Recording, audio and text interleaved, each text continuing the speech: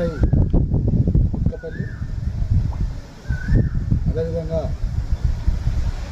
Sultanabad CI ACP Peddapalli Krishna గారి ఆధ్వర్యంలో వాళ్ళను పట్టుకోవడం జరిగింది. పట్టుకొని వాళ్ళను చెక్ చేసినప్పుడు వాళ్ళ దగ్గర గాంజాయి దొరికింది. వాళ్ళ పేర్లు తెలుసుకొని ఇక్కడ ఏం చేస్తున్నారు ఏంటి అని పూర్తి వివరాలు తెలుసుకోవడం జరిగింది. వాళ్ళు అక్కడ అనుమానాస్పదంగా తిరుగుతున్నారని ఆ సమాచారం మేరకు వాళ్ళని అక్కడికి వెళ్ళి పట్టుకున్నప్పుడు వాళ్ళ పేర్లు జాడి కిరణ్, అదేవిధంగా ప్రకాష్,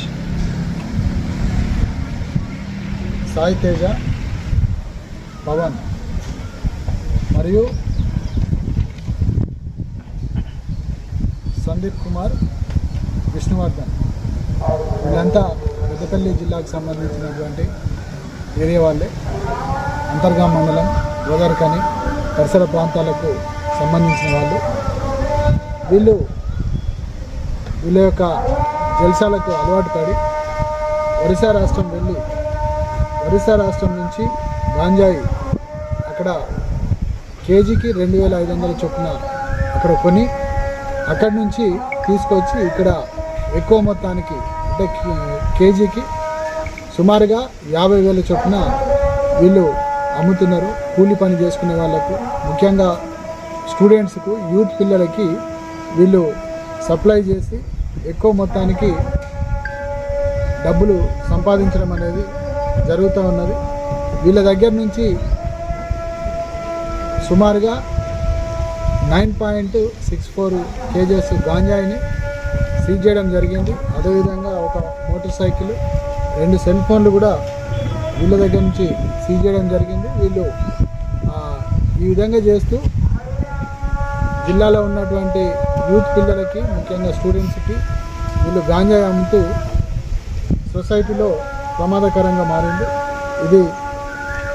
ఈ సమాచారము తెలుసుకొని ఇన్ఫర్మేషన్ సిస్టమ్ను డెవలప్ చేసి ఒక గుడ్ వర్క్ చేశారు పెద్దపల్లి ఏసీపీ కృష్ణ గారు, అదేవిధంగా సుల్తానాబాద్ సిఐ గారు సుబ్బారెడ్డి గారు, అదేవిధంగా ఎస్ఐ కొత్తపల్లి రమేష్ గారు. వీళ్ళందరూ కూడా చాలా మంచి గుడ్ వర్క్ చేశారు. వాళ్ళందరినీ నేను అభినందిస్తున్నా.